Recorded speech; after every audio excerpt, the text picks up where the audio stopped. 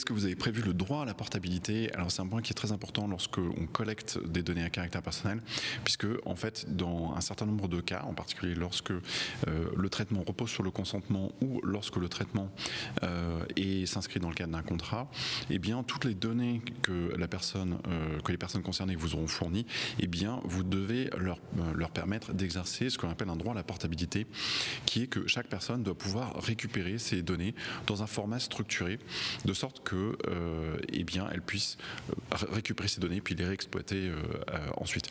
Donc ça c'est un droit qui est important à prendre en compte et surtout lorsque l'on met en place un système de traitement de données à caractère personnel, un système informatique dès lors qu'il y a des données à caractère personnel dedans, eh bien on doit penser à ce que eh bien, les personnes puissent récupérer leurs données au format JSON, XML et ensuite les récupérer et les réexploiter. Alors typiquement on voit des applications comme Gmail, Google par exemple et Facebook sont vraiment très bons pour ça. Alors ils sont mauvais sur plein de choses, mais sur le droit à la portabilité ils sont vraiment très bons.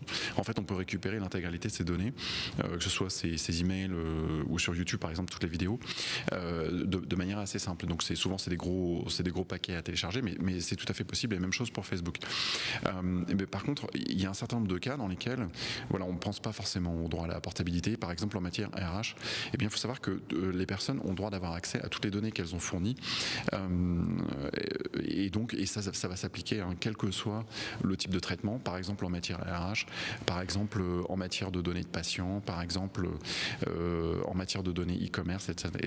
Donc voilà, faites bien attention à prendre en compte ce type de traitement et ce type de droit dès lors que vous mettez en place un système, parce que bon, le faire après c'est parfois un petit peu plus compliqué, et donc voilà, ça vous permet tout de suite d'implémenter ce point, et c'est un point qui fait partie intégrante des obligations imposées par le RGPD.